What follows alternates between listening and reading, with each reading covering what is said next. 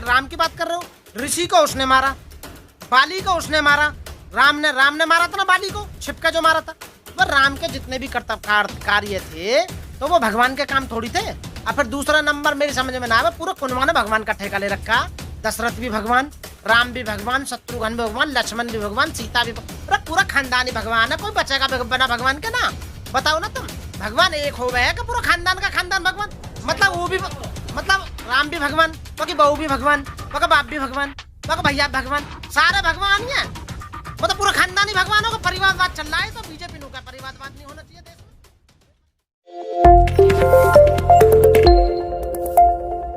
ये जो दिव्य कीर्ति हैं वो जाति से ब्राह्मण है, आपको मैं बताऊं। और वो IAS दृष्टि कोचिंग सेंटर के शायद हेड है या वहाँ पढ़ाते हैं, फाउंडर मेंबर है वहाँ पे। और वो हिंदुओं के ही नहीं बल्कि वो बाबा साहब और भगवान बुद्ध और सबके बारे में बहुत ही अच्छी अच्छी बातें बताते हैं।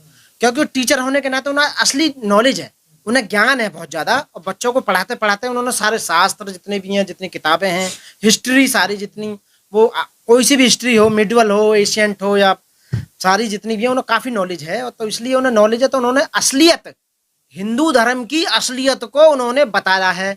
और जो सच्चाई बात बताएगा, जो सच्ची बात बताएगा यहाँ पर, वो दुश्मन है हिंदुओं का, RSS का। जितने भी कट्टर RSS वादी हैं, बीजेपी वाले हैं, वो ऐसे लोगों को बिल्कुल भी सहन नहीं कर सकते जो हिंदू धर्म के किसी देवी देवता या उनकी किताब या हिंदू धर्म के किसी भी जो उन्हें आगे बढ़ाने वाले जो भी तथ्य हैं उनके बारे में बात करेगा या बोलेगा या उनकी सच्चाई बताएगा, उन्हें वो दुश्मन नजर आएगा। तो इसलिए दिव्य कीर्ति जो है वो उन्हें इस समय दुश्मन नजर आ रहे हैं। और खासकर इसलिए दुश्मन नजर आ रहे हैं वो कि ये तो हमारी जाति का है, ब्राह्मण होने के बाद भी, एक ब्राह्मण जाति से होने के बाद भी फिर भी हिंदू धर्म को वो पूजने का मतलब बदनाम करने का काम कर रहा है।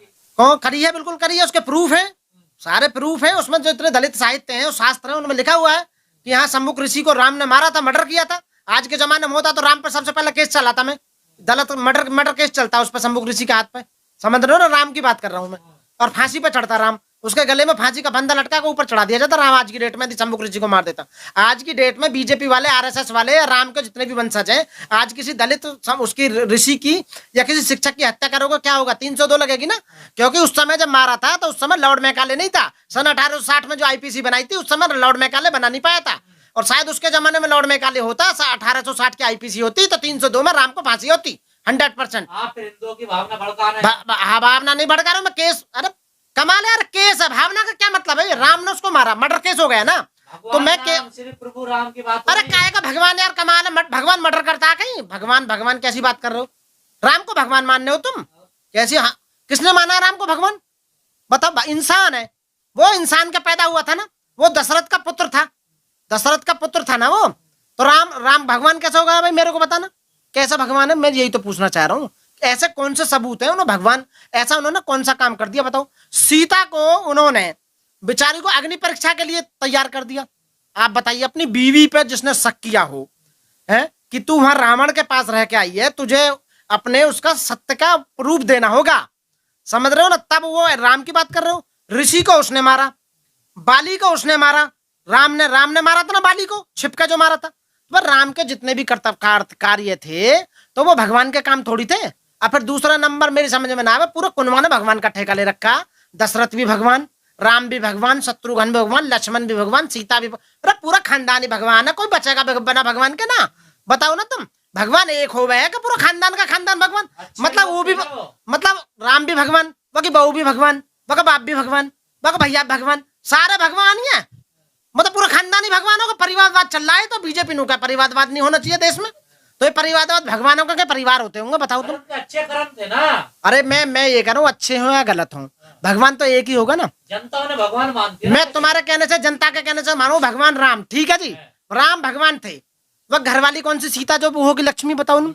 लक्ष्मण कौन सा भगवान होगा? दशरथ कौन सा भगवान होगा? बताओ ना तुम। और भरत शत्रुघ्न ये कहाँ के भगवान होगा? पूरा खानदानी भगवान होगा। मेरी समझ में ना आवे। आप लोग सोच समझ कर हिंदुओं की भावना को भड़काते हैं। आप लोगों का षड्यंत्र है ये। इनकी भावना रबड़ की है भैया, पानी की बनी हुई है, बड़ी जल्दी गीली हो जाए ये। एक बात बता, बहुत जल्दी भड़के हैं इनकी भावना। फंडिंग हो रही है क्या कहीं से आप लोगों हिंदुओं की भावना भड़काने के लिए? फंडिंग तो बाबा साहब पहले कर गए हमें। जब 1950 में संविधान बनाया था तो फंडिंग संविधान में करके गए। आय के जितने भी साधन हैं सारे RSS और बीजेपी के पास ही। तो आज की डेट में जितने संवैधानिक पद हैं वो सब बीजेपी के पास है। जितने कॉन्स्टिट्यूशनल पोस्ट हैं, जितने हाई कोर्ट और सुप्रीम कोर्ट के जज हैं, वो सब लिखते पढ़ते नहीं तो फिर कहाँ से नौकरियां मिलेंगी आपको? लिखते पढ़ते भैया का इतिहास उठा के देख लो। सन 1950 के बाद में सबसे ज्यादा प्रोग्रेस पढ़ाई लिखाई में एससीओ ने, दलितों ने करी है, खासकर बाबा साहब अम्बेडकर के वंशजों ने करी है। पदों पर तो जानबूझ के राजनीतिक वो की जा रही है ना, ले नहीं रहे ना। आप बताइए ना, अभी नहीं ले रहे, बिल्कुल भी नहीं ले रहे, बिल्कुल भी। अब ये समझ लीजिए यदि हमारा जज का एग्जाम भी पास हो जाता है ना, तो हमें इंटरव्यू में बाहर कर देते हैं। आप बताइए, सन 2000 से लेके और आज तक यूपी में एडीजे की जितनी वैकेंसी भरी है, मात्र 2 स्टूडेंट लिए हैं बस आज तक 22 साल में। एडीजे की कह दे के सुटेलो कैंडिडेट आ ही ना रहे हैं। हिंदुओं के पीछे क्यों पड़ गए, उनके धर्म देवी देवताओं के पीछे? अरे हमारे जो तो उनके देवी देवता कहीं जाओ, हिंदू धर्म कहीं जाओ, हमें कोई मतलब ना भैया। हम गलत काम के पीछे हैं। कोई भी आदमी देश में गलत करेगा, बाबा साहब ने कहा था कि जब भी आप गलत कहीं हो तो उसका विरोध करना। हम विरोध करते हैं। दिव्य कीर्ति बिल्कुल सही बात कर रहा है, मैं दिव्य कीर्ति के साथ हूँ 100%, पूरा समर्थन करता हूँ। हाँ, तो किताबों में तो लिखा हो, अरे दिव्य कीर्ति अपनी माँ के पेट से हुआ का पढ़ के आ रहा है, उसने किताब में से तो पढ़ा था जो भी पढ़ा था। आप बताइए, जो भी यहाँ पढ़ रहा है वो किताबों के बारे में पढ़ रहा है। अरे यही तो बता रहा है कि राम भगवान है, यही बता रहा है कि बहू भी भगवान है, यही बता रहा है कि बाप भी भगवान है, भैया भगवान है, सारे भगवान है। तो लोग समझ रहे हैं भगवान है। हमने पढ़ लिया किताब में कि भगवान नहीं है, तो जब तो कह रहे हैं भगवान नहीं है। एक जो नास्तिक होता है ना, वो ज्यादा कलबंद होता है आस्तिक से। एक भगवान को मान लो। बोलिए आप, सीता माता, त्रिपुराम। अरे मैं सीता माता क्या बोलूं, राम की बहू बोलूंगा मैं, तो उसकी घरवाली नहीं क्या वो? मैं माता होगी तुम्हारी, मैं तो बोलूंगा उसकी पत्नी थी वो, तो राम की ही ना उसकी बहू। बताइए, राम की घरवाली थी ना वो। जेल हो सकती है? अरे यार कैसी बात कर रहे हो, जेल? तो मैंने ऐसा भाई कौन सी बात बोल दी जो जेल हो जाएगी? बताइए। भगवानों के खिलाफ बोल रहे हैं उल्टे सीधे सब। पहले तो भगवान के प्रूफ ही ना दे इसके अंदर। जब ये कोर्ट में प्रूफ करेंगे कि ये भगवान है, पहले तो इन्हें प्रूफ। हम तो कहना भगवान है तो बुला कर भगवान है, वो स्टेटमेंट देगा। भाई मेरी समझ में आवे, यदि मैं भगवान को बुरा बोलता हूँ तो भगवान की 2 औलाद है, एक तो मानने वाले, एक मेरे जैसे ना मानने वाले। तो भगवान के लिए दोनों बराबर है। अब मैं भगवान के लिए उल्टा बोलता हूँ, भगवान को गाली देता हूँ, तो मुझे भगवान दंड देगा या ये मेरा जो बराबर का भैया वो देगा मुझे दंड? यही तो शिकायत है उन लोगों की कि आप हिंदू देवी देवताओं का अपमान करते हैं, दूसरे धर्म के कुछ नहीं बोलते। अरे मैं इसलिए उनके अपमान करूं देवी देवताओं का, इसलिए वो कभी तो आएगा जमीन पे उतर के जो मेरे को दंडित करेगा, मारेगा मुझे। मैं उसे देखना चाहता हूँ, भगवान को कितनी ताकत है उसके अंदर।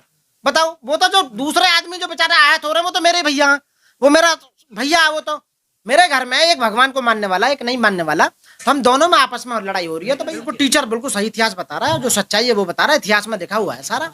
ऐसा थोड़ी है। आहत गैंग है ये, जिनकी भावनाएं आहत हो जाती हैं, आपको नहीं लगता इनका कारण? अरे भैया कोई आहत नहीं होती, मलाई मार रहे हैं टोटल। जितने भी नू कह रहा है मेरे को बता दे किसकी आहत आ रही है। सबके अकाउंट भरे पड़े हैं। इतना मोटा मार लिया है, आय के साधनों पर इतना कब्जा कर लिया है, उन्हीं की आहत हो रही है। ये आहत जो उनकी जो भावना आहत हो रही है, जिस आदमी की भी भावना आहत हो रही है, ये समझ लो उसने मोटी मलाई मार रखी है भैया, पूरी मोटी मलाई मार रखी है। लूट के खा लिया, बेईमान आदमी है, एक नंबर का बेईमान है। लूट का दर रखा होगा, अकाउंट छान लो, उसके नाम पे पेट्रोल पंप मिलेंगे, उसके नाम पर गैस एजेंसी मिलेंगे, स्कूल मिलेंगे, इंस्टीट्यूट मिलेंगे। 22 प्रतिज्ञा आज की ली, वो 14 अक्टूबर 1956 को बाबा साहब ने ली थी। और वो जो है इनके केंद्र सरकार का जो वो डिपार्टमेंट है अम्बेडकर फाउंडेशन, उनके जो मंत्री हैं उन्होंने भी छपाई थी, वो किताबों में छपी पड़ी है। हमको अपने पास से लेकर आए उन्होंने बना के 22 प्रतिज्ञा ने, वो बाबा साहब ने ली और सदा से ली जा रही है, तो हमने भी ले ली। तो आप लोगों को दबाव बना रहे हैं ना?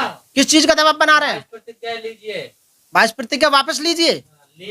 ना अपनी मर्जी से ले रहे हैं, अपनी खुशी से ले रहे हैं, सारे जो ले रहे हैं, कोई प्रॉब्लम नहीं है। 10,000 लोगों के आज सुप्रीम कोर्ट भी खतरे में पड़ गया है। सुप्रीम कोर्ट चिंतित है। वो ये कह रहा है कि सरकार से, सेंट्रल गवर्नमेंट से, आज के पेपर में पढ़ी कि इस पे सबका ठेका आप पे बचाने का है, इस पे कानून लीजिए, जबरन धर्म परिवर्तन नहीं होना चाहिए। सुप्रीम कोर्ट को चिंता होने लगी है। जब 10% ईवीएस सुदामा कोटा देने के बाद भी सुप्रीम कोर्ट के जज संतुष्ट नहीं हुए, तो वो चाह रहे हैं कि सरकार से ऐसा कानून बने जैसे कि भाई जबरन धर्मांतरण। अरे जबरन कोई धर्मांतरण लेता होगा? अपनी खुशी से धर्मांतरण करते हैं जो भी आदमी करते हैं। आप बताइए, कोई मोमडन बनना है, कोई ईसाई बनना है, कोई बौद्धिस्ट बनना है, कुछ भी बनो।